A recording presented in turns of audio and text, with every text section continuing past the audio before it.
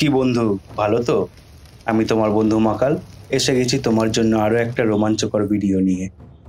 বন্ধুরা, আমরা সবাই জানি যার শুরু আছে তার শেষও আছে। ঠিক তেমনি জন্ম নিলে মৃত্যুও অবশ্যম্ভাবী। কিন্তু যদি জিজ্ঞাসা করি তোমার মৃত্যু কবে হবে, সেটা কমেন্ট বক্সে লিখে জানাও। হ্যাঁ জানি, পাগল ভাবছো। কাজটা সত্যি অসম্ভব, কারণ কার কবে মৃত্যু আসবে তা কেউ বলতে পারে না। বড় বড় জ্যোতিষীরাও সেই কাজ করতে অক্ষম। কিন্তু যদি বলি এই বাংলার মাটিতেই এমন একজন মহাপুরুষ জন্ম নিয়েছিলেন যিনি জানতেন তার মৃত্যু কবে হবে, তাহলে কি অবাক হবে? শুধু তুমি কেন, নিজের জীবনকালে এই মহাপুরুষ নিজের কর্মবলে সারা বিশ্বকে অবাক করে গেছেন নানাভাবে। নাম স্বামী বিবেকানন্দ।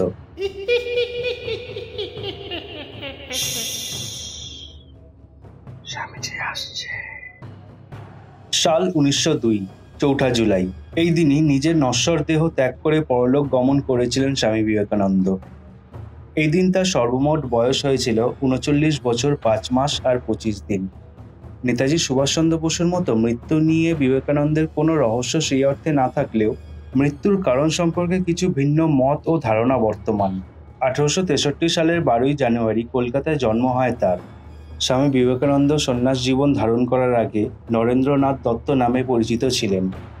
ভারতীয় দর্শনের বেদান্ত শাখা এবং যোগচর্চার মাহাত্ম্য তিনিই প্রথম পাশ্চাত্য দুনিয়ার সামনে তুলে ধরেন। বিভিন্ন ধর্মমতের মধ্যে পারস্পরিক সুসম্পর্ক স্থাপনের কৃতিত্বও তাকে দিয়ে থাকেন অনেকে।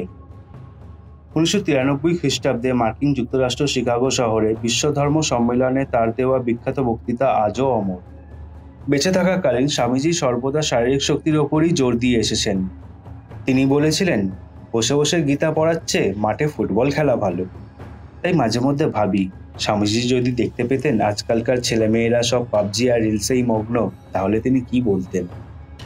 সে যাই হোক, এখানে আশ্চর্যের বিষয় হলো স্বামীজি তার প্রিয় ভক্ত ভগিনী নিবেদিতাকে মৃত্যুর দুদিন আগেই নাকি মৃত্যুর ইঙ্গিত দিয়েছিলেন। 1902 সালের 2 জুলাই নিবেদিতাকে নেমন্তন্ন করে পরম যত্নে নিজের হাতে করে খাইয়েছিলেন তিনি। কথোপকথনের সময় নানাভাবে ইঙ্গিত দিলেও সেই মুহূর্তে ভগিনী বুঝতে পারেননি স্বামীজি নিজের মহাপ্রয়াণের কথা বলছেন। 2003 সালে বাঙালি ঔপন্যাসিক শঙ্কর জানা অজানা বিবেকানন্দ বলে একটি বই লেখেন। সেখানে তিনি লিখেছিলেন, 4 জুলাই অর্থাৎ স্বামীজির মৃত্যুর ওই একই সময় অর্থাৎ 9টা 10 নাগাদ ভগিনী নিবেদিতা স্বপ্নে দেখেছিলেন রামকৃষ্ণ পরমহংসদেবের দেহ দ্বিতীয়বার ধরাধাম ছেড়ে চলে যাচ্ছে।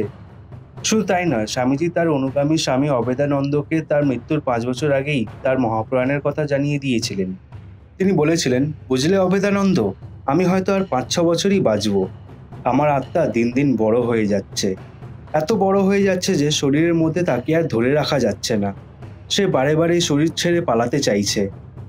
তার লেখা বই থেকে জানা যায়, 4 জুলাই তার মহাপ্রয়াণের দিন স্বামীজি অত্যন্ত সকাল সকাল ঘুম থেকে উঠে পড়েছিলেন। বেলুর মঠের প্রার্থনা গৃহে 3 ঘন্টা ধ্যান করেন তিনি।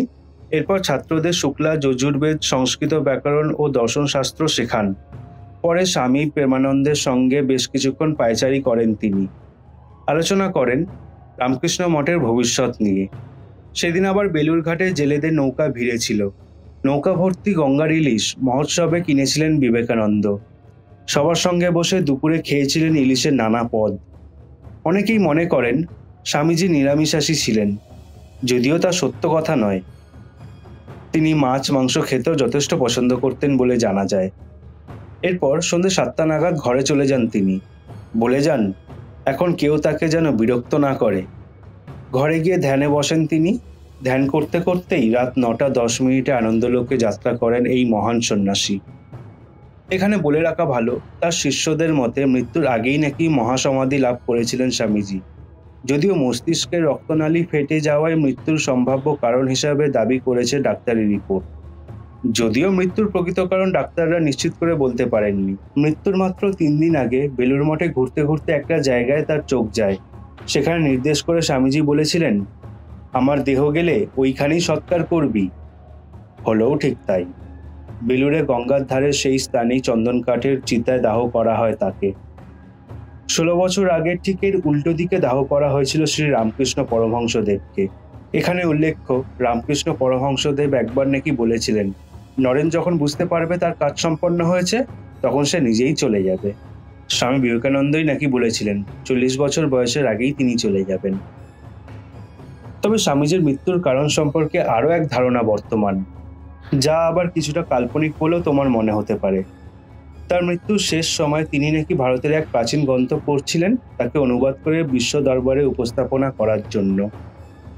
আর এই প্রাচীন গ্রন্থটিই নাকি তার মৃত্যুর কারণ। গ্রন্থটির নাম নীলাবন্তী, যা ভারত সরকার দ্বারা নিষিদ্ধ করে রাখা হয়েছে, কারণ এই গ্রন্থটির সঙ্গে নাকি একটি শ্রাপ বর্তমান। যেই গ্রন্থটি অর্ধেক পড়ে রেখে দেবে সে পাগল হয়ে যাবে, আর যে সম্পূর্ণ পড়তে সক্ষম হবে তার নাকি মৃত্যু অনিবার্য। এও বলা হয়ে থাকে নাকি এই গ্রন্থটির রচয়িতা কোনো মানুষ ছিলেন না, তিনি ছিলেন আসলে একজন পিশাচিনী। আর এই গ্রন্থে যে জ্ঞান রয়েছে তা অর্জন করা গেলে নাকি সমস্ত জীব জন্তু পশু পাখি গাছপালা এমনকি ভূত প্রেতের সঙ্গেও কথোপকথন করে তাদের বশ করা সম্ভব। সেই যাই হোক না কেন, স্বামীজির মৃত্যুর পেছনে যদি এই ধারণাটাও সত্যি হয়ে থাকে, তাহলে এই থেকে এটা বোঝা যায় যে ভারতীয় ও হিন্দু ধর্মের সংস্কৃতি সারা বিশ্বে সম্প্রসারণ করতে নিজের জীবনকেও বাজি রাখতে পিছু হটেননি স্বামীজি। এই ভিডিও থেকে নতুন কিছু জানতে বা শিখতে পারলে ভিডিওটি লাইক করতে অবশ্যই ভুলো না, কারণ তোমার একটা ছোট্ট লাইক আমার কাছে অনেক বেশি মূল্যবান। আর এইরকম আরো সব রহস্য রোমাঞ্চকর ভিডিও নোটিফিকেশন চটজলদি পেতে চাইলে সাবস্ক্রাইব করে বেল আইকনটি প্রেস করে দাও আস্তে করে, তবে কেউ যেন টের না পায়।